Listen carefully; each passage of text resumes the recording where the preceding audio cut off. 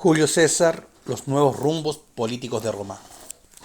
Existen pocos personajes tan gravitantes de la historia política y cultural de Roma como Julio César. Fue sin duda un hombre de muchos talentos. Cultivó a la perfección la retórica y dio pasos de gigante en la tradición historiográfica que por aquella época echaba sus raíces en Roma.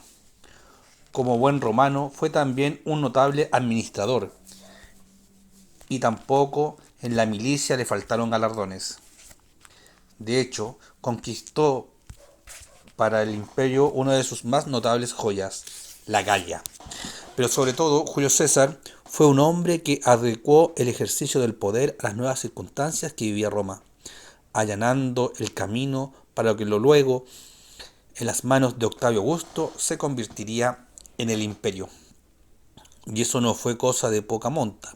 Julio César jugó un papel insustituible en la configuración de los destinos de Roma. Y más allá de los muchos juicios que su propia época emitió sobre él, es innegable que su persona puso en marcha ideas e instituciones que no agotaron su ciclo histórico sino hasta muchos siglos más tarde. No importa si se le considera un talentoso demagogo o si se lo exalta como un mártir de la patria. En cualquier caso, su figura histórica se impone por su propia talla. Pero vamos desde el inicio. Cayo Julio César provenía de una noble familia patricia, la gens Julia. Los orígenes de su estirpe se hundían en la bruma del mito hasta emparentarse con la diosa Venus a través de su hijo Eneas. Y esto aún en aquella época vestía mucho. Ya el poeta Ennio había puesto en los cimientos de Roma al piadoso troyano elegido por el cielo para fundar la ciudad llamada a gobernar el mundo. Tal genealogía, sin embargo, podía estimular el orgullo de la familia, pero nunca sostener sus finanzas. Hacía tiempo que Venus había dejado de velar por su descendencia, y el patrimonio familiar simplemente no cuadraba con sus orígenes. La familia Julia tenía una vivienda en el barrio popular de Roma, y allí, en las inmediaciones del año 100 a.C., había nacido nuestro personaje. Desde joven, Julio César manifestó todos los talentos de su naturaleza. Tenía la mente viva y el intelecto despierto. Aprendió el griego, cultivó la retórica y, según parece, por algún tiempo ambicionó convertirse en escritor. Sus grandes potencialidades se vieron pronto compensadas por las limitaciones de su naturaleza física. Débil y enfermizo, Julio César padecía violentos ataques de epilepsia. Era también poco agraciado y desde joven sufrió la maldición de la calvicie. Hay testimonios de que este detalle lo acomplejaba muchísimo. Se sabe que gastaba una porción considerable de tiempo acomodando cuidadosamente su pelo, desde la nuca hasta la frente. Aún así, no hay que imaginarlo tímido. Por el contrario, Julio César era un perfecto hombre de mundo, el personaje ideal para brillar en los salones de la alta sociedad romana. Era agudo, gracioso, galante y delicadamente mordaz cuando quería. Tenía un éxito inexplicable con las mujeres, inexplicable sobre todo por los maridos, que lo temían y tal vez lo envidiaban. A tanto llegó su fama de mujeriego que sus soldados lo llamaban con cariño pelado adúltero. Y aunque lo de pelado nunca le fue simpático, lo de adúltero era suficiente para que César aceptara el mote de buena gana. A lo largo de su vida tuvo 4 mujeres e infinitas amantes, muchas de las cuales le fueron devotísimas a lo largo del tiempo. Julio César era sobrino de Mario, una de las más grandes figuras políticas del Partido Popular en la Roma del siglo I a.C. Tal parentesco sugería de inmediato una vocación política. Todos los grandes instrumentos del poder personal habían sido forjados por Mario, especialmente la profesionalización del ejército y la elección popular de los grandes cargos del Estado.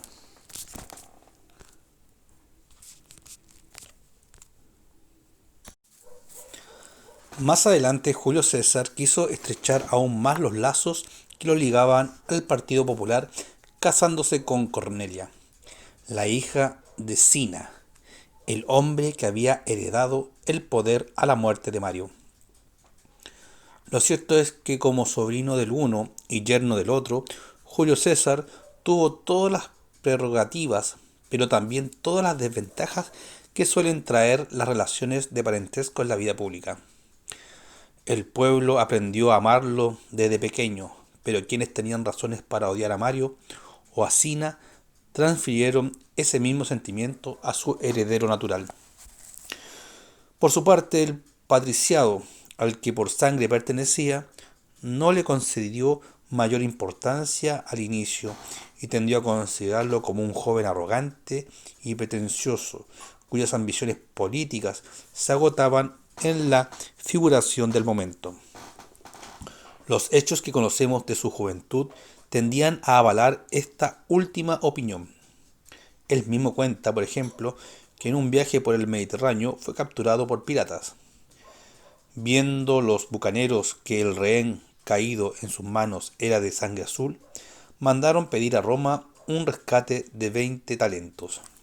Al saberlo, Julio César se indignó, pidió hablar con el capitán y le dijo que un prisionero como él costaba al menos 50. Justamente por esa suma debió ser rescatado. Cuando llegó el dinero, el rehén fue puntualmente liberado, pero Julio César no era hombre que olvidara las afrentas. Antes de despedirse de sus secuestradores, le advirtió que iría tras ellos para recuperar el rescate. Y así fue. Vuelto a puerto, alquiló una pequeña flota, le salió al paso, recuperó su dinero, o más bien el de sus acreedores, y los colgó a todos. Los piratas, así al menos nos lo cuenta Julio César, se habían hecho culpables no sólo de su rapto, sino sobre todo de no haber apreciado las poesías que había compuesto en sus tiempos de prisionero. Más allá de esta anécdota, seguramente novelesca, lo cierto es que Julio César era un joven de vida frívola y despreocupada, seguro de sí y cierto de su buena estrella. Tenía grandes ambiciones, pero eso no cohibía sus diversiones. Amaba el derroche casi tanto como las mujeres, y en ambos casos carecía de todo escrúpulo. En esta vida alegre pasó Julio César sus primeros años, procurándose a su paso amigos, enemigos y amantes, hasta que en el año 68 a.C. volvió definitivamente a Roma, cargado de deudas económicas y ambiciones personales. De las primeras no se preocupaba mucho, era amigo cercano del más grande financista romano de la época, Craso, a cuya mujer, por lo demás, se había preocupado de seducir. De las segundas comenzó a preocuparse apenas puso pie en la ciudad. Con la ayuda de Craso, dio el primer impulso a su vida política. Por aquel tiempo, quien quería hacer carrera en el Partido Popular debía someterse a un proceso bastante estandarizado. El proletariado romano había crecido mucho en los últimos decenios. En su gran mayoría se trataba de zánganos que usufructuaban sin pudor las regalías del Estado. Los políticos acostumbraban despreciarlos tanto como halagarlos, pero sabían que para contar con sus votos en los comicios era preciso pagarlos generosamente en bienes de abastecimiento y juegos públicos. De acuerdo a las costumbres electorales de su tiempo, Julio César compró los votos necesarios y con ello marchó a Hispania como gobernador. Su primer éxito electoral despertó en pleno sus ambiciones. La antigua provincia romana le pareció desde el inicio muy estrecha para sus planes. Cuenta Plutarco que cuando desembarcó en Cádiz vio una estatua de Alejandro Magno y después de contemplarla un rato se echó a llorar amargamente diciendo: «Lloro porque a mi edad Alejandro había ya subyugado la mayor parte del mundo». Lo cierto es que 3 años más tarde volvió a Roma con fama de bravo soldado y atento administrador.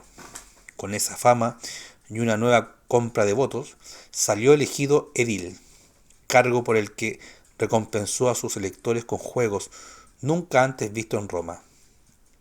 Acabado el trienio, prosiguió su carrera con el cargo de propretor, con el que volvió a España para combatir a los rebeldes. Con tales logros a su espalda, ya podía comenzar en pleno su carrera política.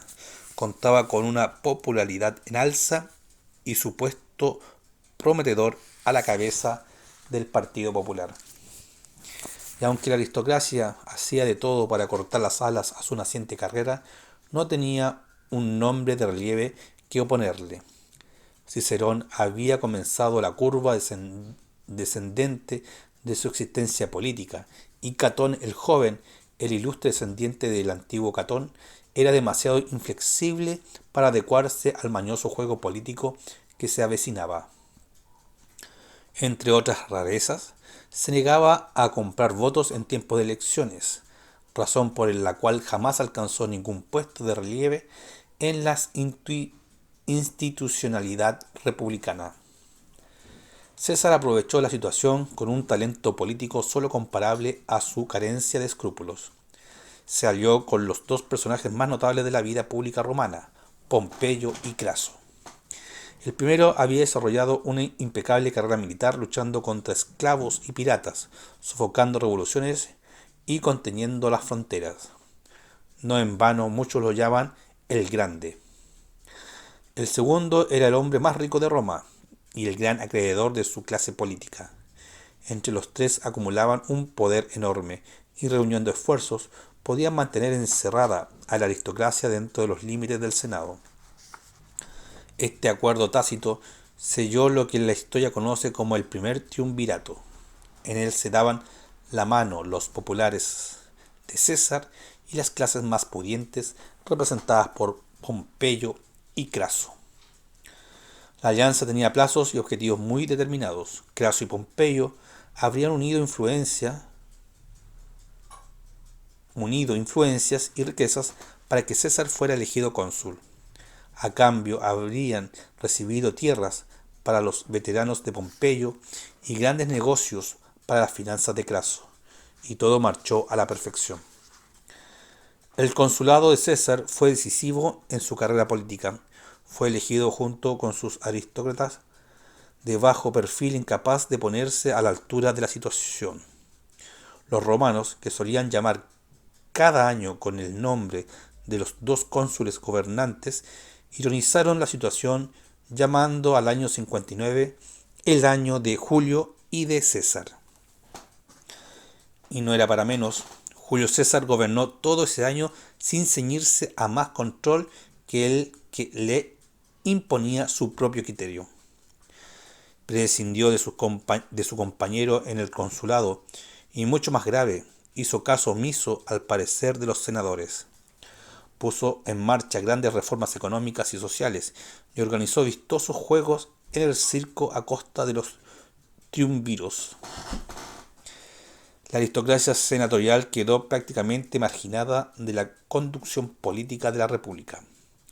Y cuando el cónsul inventó el Acta Diurna, una especie de periódico que se pegaba diariamente en los muros de Roma con las discusiones celebradas en el Senado, este perdió para siempre buena parte de su prestigio.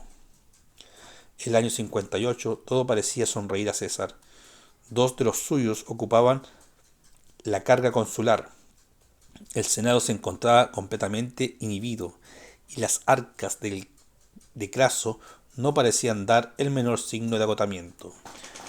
Había asegurado su poder sobre el Partido Popular poniendo a su cabeza a un tal Clodio, un individuo indeseable y demagógico, pero de cuya fidelidad podía estar seguro. Y con la conciencia del deber cumplido, partió a conseguir lo único que le faltaba: poder militar y fama legendaria. El escenario que tuvo a su disposición para satisfacer sus ansias de aventura fue perfecto: la Galia. Para los romanos, Galia era todavía una región desconocida, de lo cual solo dominaba una pequeña porción del sur. César puso el ojo en ella porque sabía que conquistándola habría tenido una cantera inextinguible para nutrir sus ejércitos cuando la ocasión lo exigiera. Aún así, la empresa era atrevida. El Senado le había concedido 4 legiones, unos 30.000 hombres. Casi nada para esa infinidad de tribus desparramadas por su enorme geografía. Pero César no se amilanó, por el contrario, se condujo con la pasmosa seguridad de siempre, como si estuviese cierto de que el destino estaba obligado a ceñirse a sus planes. Nada más entrar, Julio César vio abrirse las puertas del destino. Las tribus galas enfrentaban en ese mismo momento dos invasiones diversas, una proveniente de Helvecia y otra de Germania. Toda la Galia pidió su protección y César, sin haberlo siquiera pretendido, tuvo en sus manos la oportunidad que buscaba. Sin advertir al Senado, enroló otras 4 legiones, se presentó como enviado de Roma y se dispuso a la guerra.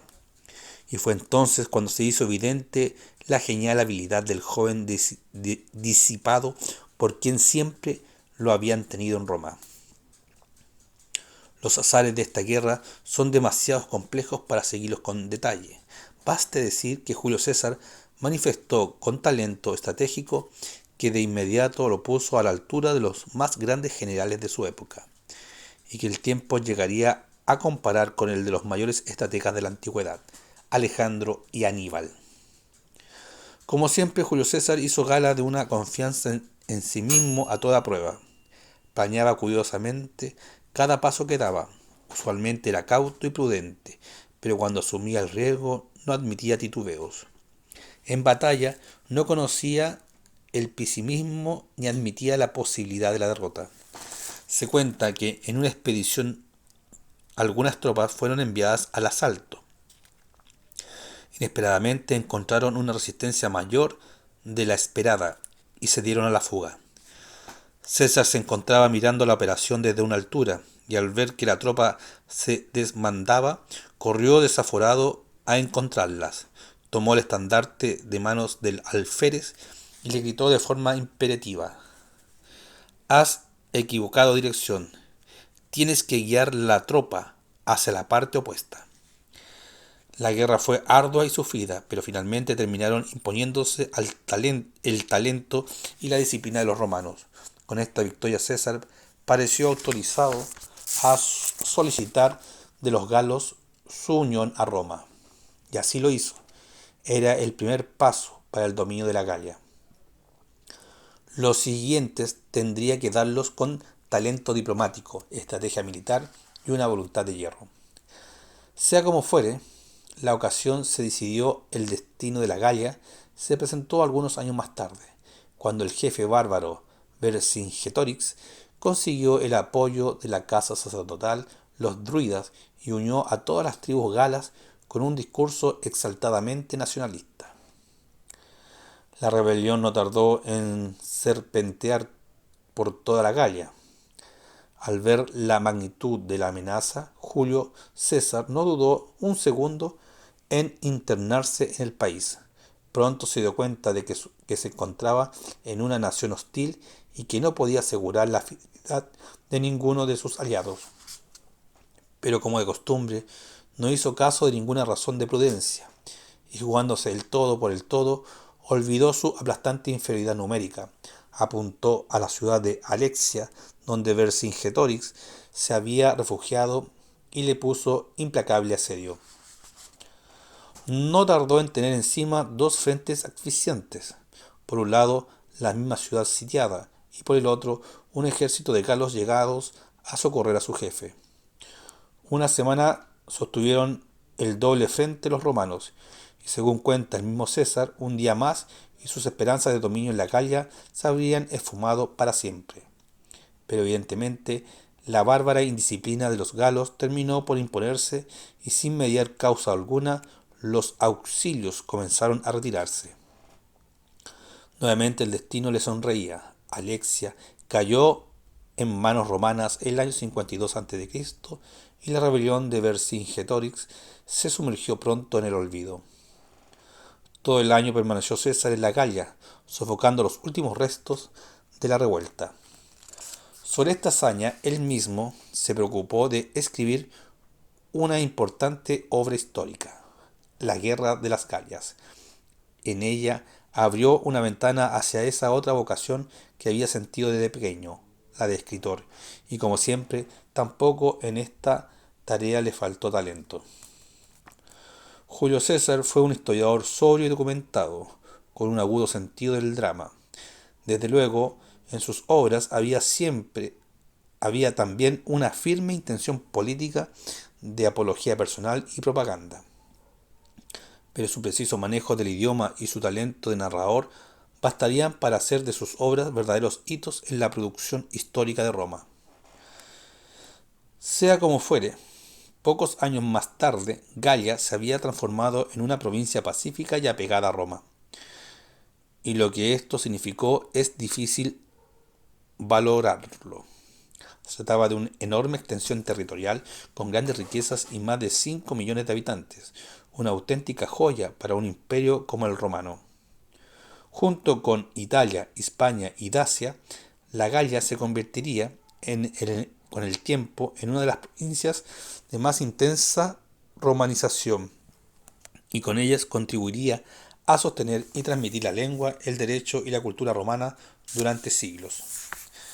Mientras César se cubría en gloria en la Galia, la situación política seguía su curso indeclinable. El primer triunvirato se había deshecho. Craso había muerto en la guerra contra los partos, y Roma, en ausencia de todo liderazgo, se anegaba en sangre y violencia. Por todas partes se filtraba la opinión de que para salvar a Roma era preciso un poder unificado, lo que equivalía a decir a la república y abrir las puertas a la monarquía. Era el momento de Julio César había estado esperando. Sobre este escenario, la nobleza tradicional se convirtió en el último reducto de las convicciones republicanas y viendo que los eventos se precipitaban, comenzó a preparar su estrategia. Su primer movimiento fue poner los ojos en el único personaje por prestigio y poder era capaz de hacer el peso a la figura ascendente de Julio César, Pompeyo, y en la esperanza de que se transformara en el garante de la institucionalidad tradicional, se decidió a entregarle su apoyo. Con esta inesperada alianza, el antiguo héroe militar fue elegido cónsul único y su mando en España prorrogado por otros 5 años. La balanza de la historia parecía inclinarse hacia su lado. Con sus nuevos aliados, Pompeyo construyó una estrategia destinada a marginar a Julio César de la política. Era relativamente fácil hacerlo. Los números estaban de su parte. El proconsulado de César expiraba el 49, año en el que debía licenciar sus tropas. Pompeyo, en cambio, tenía margen hasta el año 46. Durante esos 3 años, el conquistador de la Galia era entregado inerme en manos de su antiguo compañero. Julio César comprendió el nuevo panorama político de un solo golpe. Impedido de presentarse a elección consular, carente de ejércitos y con un senado dispuesto a procesarlo, no tenía posibilidad alguna de sobrevivir a la maraña política que se tejía en Roma. Si él no tomaba la iniciativa, simplemente podía darse por perdido. Intentó negociar con el Senado para evitar la guerra, pero todo fue inútil. El momento exigía una definición radical, la de cruzar el Rubicón. Era este un humilde riachuelo que marcaba el límite más allá del cual era ilícito a los procónsules mantener sus ejércitos. Si quería llegar a Roma, antes de atravesarlo, debían disolver sus tropas. Cualquier general que incumpliera este mandato era considerado por el mismo hecho en estado de guerra contra Roma. Pues bien, César habría dicho en esa ocasión: la suerte está echada, y efectivamente lo estaba. El Senado había dado plenos poderes a Pompeyo para que ningún perjuicio afectara a la República. Había comenzado la guerra civil. En enero del año 49, César puso rumbo a Roma. No tenía recursos ni un ejército comparable al de sus enemigos, pero contaba con una popularidad en alza y una confianza en sí mismo a toda prueba. Italia, cansada de los conservadores, no le ofrecía resistencia alguna. Pompeyo, por el contrario, daba señales evidentes de no encontrar el rumbo sobre el nuevo escenario que había creado Julio César. A pesar de contar con un ejército que doblaba al de su enemigo, evitó el choque y se retiró a Brindisium, de donde cruzó el Adriático hasta Durazo. Conocía el talento estratégico de Julio César y tal vez temía el enfrentamiento definitivo. Con él marchó una turba de senadores y patricios que desde ese momento se convirtieron en su más pesado lastre. Julio César aprovechó la ausencia de Pompeyo, tomó Roma sin resistencia y empezó a cuadrar su estrategia de guerra. Marchó personalmente a Hispania y derrotó al primero de los ejércitos pompeyanos. Poco después embarcó sus hombres hacia Albania, tras las huellas de Pompeyo, a pesar de la evidente inferioridad de fuerzas en la que se encontraba. César manifestó el aplomo y la seguridad de siempre. Se cuenta que en una ocasión se subió a una pequeña barca de pescadores para apurar los socorros que había llegado a su ejército. Las olas se encresparon por una tempestad repentina y estuvieron a punto de hacerlos naufragar. En medio del estruendo y del agua, Julio César fue el único en mantener la mente clara y dirigiéndose a los pescadores que eran presa de la desesperación, gritó con voz segura: «No temáis, lleváis con vosotros a César y a su estrella».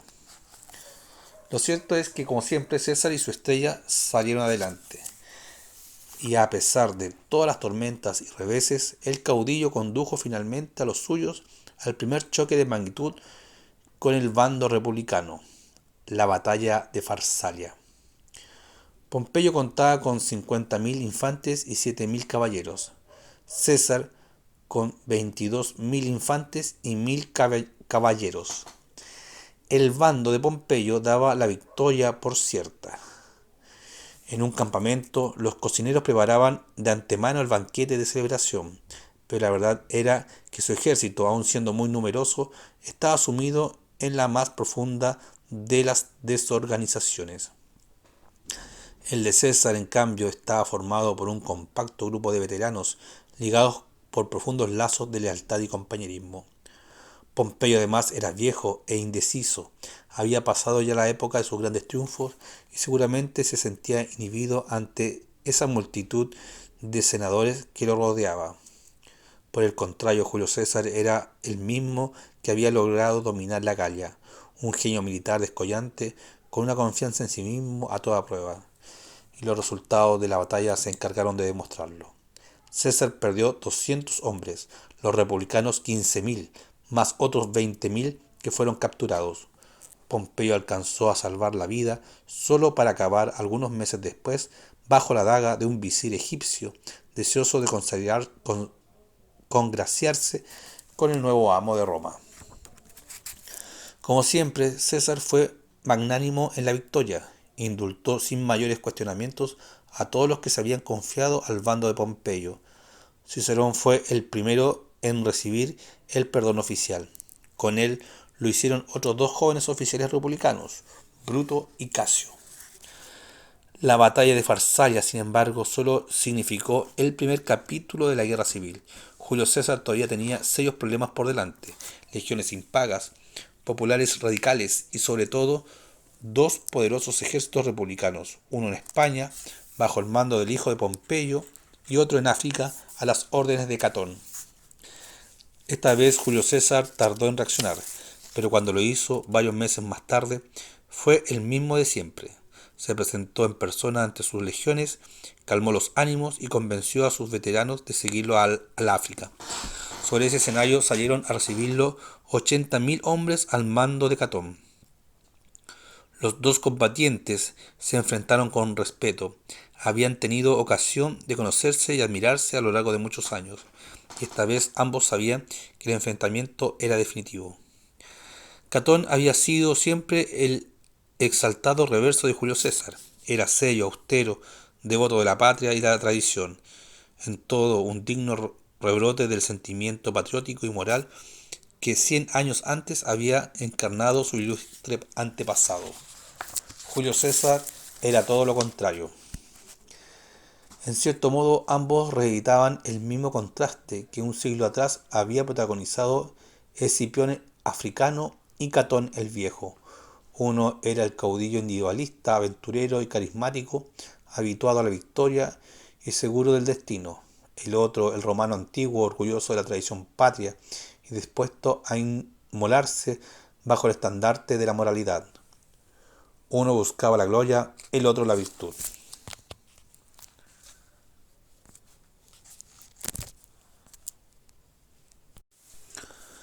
El historiador romano Salustio dibujó este contraste afirmando que mientras César deseaba ardientemente un alto mando, un ejército, una nueva guerra donde pudiera resplandecer su mérito, Catón no podía empeñar sino en su propio comi- comedimiento y decoro, y sobre todo en su austeridad.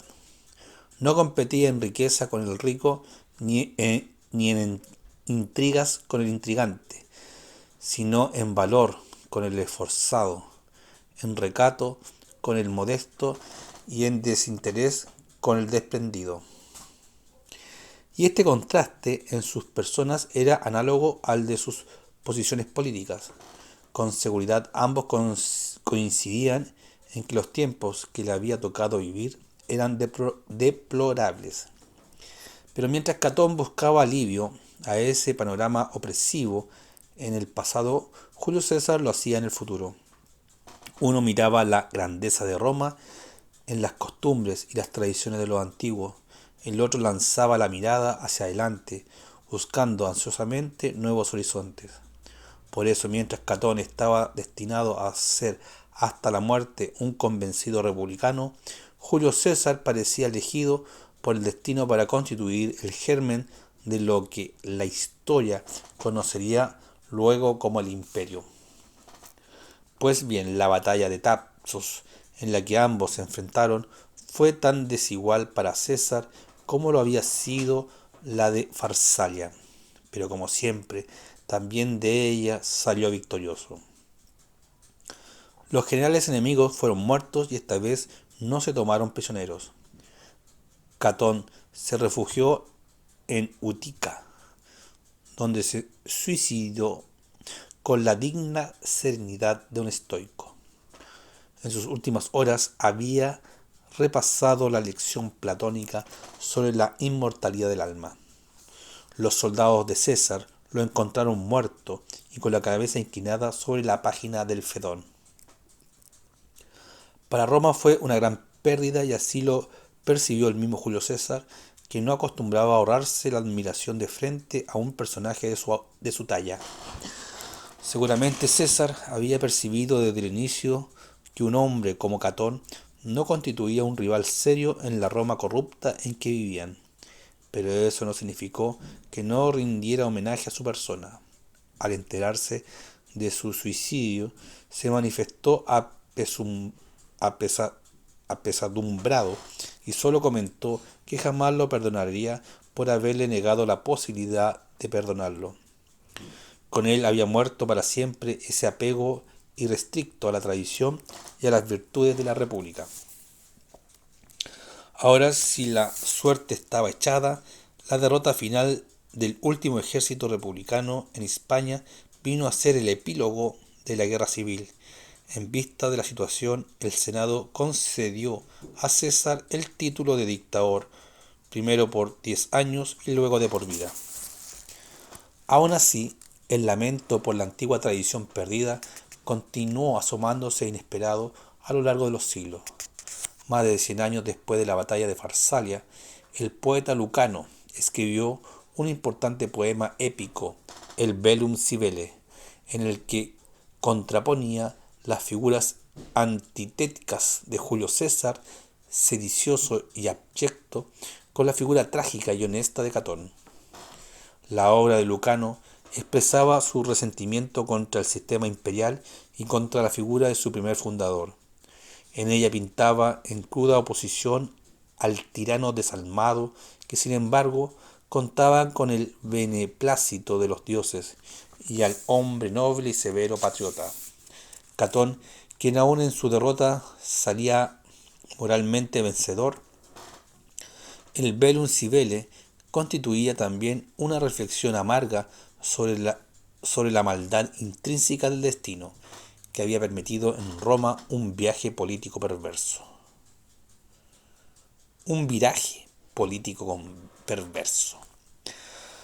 A pesar de los lamentos del republicanismo moribundo, lo cierto es que la nueva forma de entender Roma se había impuesto en Farsalla, llegaba para quedarse. La obra de reorganización del Estado que afrontó Julio César fue vastísima. No solo pretendió realizar nuevas conquistas que aumentaran el caudal de provincias y riquezas que ya hacían de Roma la cabeza del mundo, sino también con dar vida a una nueva forma de administrar el poder. Por eso redujo al Senado a un simple cuerpo consultivo y formó su propio gabinete con personas de su confianza. Acumuló poderes sobre su persona y soñó con un régimen de absolutismo hereditario que fuera capaz de reencauzar los destinos de Roma. Estaban haciendo el imperio. La nueva Roma que quería ver surgir de sus reformas tenía por centro a toda Italia. César había comprendido, como más tarde también lo haría Augusto, que la ciudad de Roma no había que esperar energías capaces de renovar los bríos del Estado. Para reencontrarse con la antigua Roma, sus tradiciones, su carácter y sus costumbres, era preciso volver la mirada a Italia. Ya hice Italia de provincia, campesina y pequeño, burguesa, concedió Julio César toda su atención. Solo con ella sería posible renovar la burocracia y los ejércitos. Con esta premisa, lanzó acertadas reformas administrativas y resucitó de forma agraria que un siglo antes había sido propuesta por los hermanos Graco. El flamante dictador desplegó una energía extraordinaria para conseguir tales objetivos, y tal vez lo hubiese logrado si no hubiera sido porque el destino que siempre le había sonreído, esta vez le fue esquivo. Julio César había sido siempre magnánimo con sus enemigos, jamás había dejado pasar la oportunidad de perdonar a quienes habían luchado contra él. Cuando Tito Labieno, el más hábil de sus lugartenientes, lo había abandonado antes de cruzar el Rubicón, él mismo se había preocupado de enviarle sus pertenencias y el sueldo que le adeudaba. Por la misma razón, después de la batalla de Farsalia, había quemado la correspondencia de Pompeyo con Catón sin preocuparse de leerla. La vida de Julio César estaba llena de este tipo de actitudes. Nada en él recordaba ese espíritu vengativo que había sido común en los tiempos de Mayo y Sila. Y todo esto no era solo tacto político. Para César, el odio era una bajeza impropia de un hombre noble y la venganza una infame deshonra a su buena estrella. El aprecio del rival constituía una virtud caballeresca que realzaba la propia nobleza y que tenía su más grande corona en el magnánimo perdón del enemigo vencido. Y a esa norma Julio César se atuvo sin excepciones. Del mismo modo se comportó cuando la derrota final del republicanismo lo elevó a la cima del poder en Roma.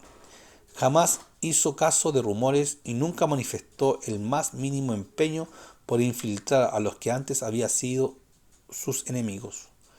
Pero la misma actitud que en presencia de un enemigo recién vencido era noble y magnánima, se convirtió con el tiempo en arriesgada y temeraria. Lo cierto es que Casio y Bruto, aquellos dos oficiales republicanos de Farsalla, César había hecho sendos gobernadores provinciales, como de tantos otros. Jamás se preocupó de sus convicciones ni mucho menos de sus lealtades, aunque tal vez debería haberlo hecho. Casi era el hombre de la retórica republicana, el que gustaba llamar a César tirano y recordar con palabras vibrantes las instituciones de otros tiempos. Bruto, en cambio, era distinto.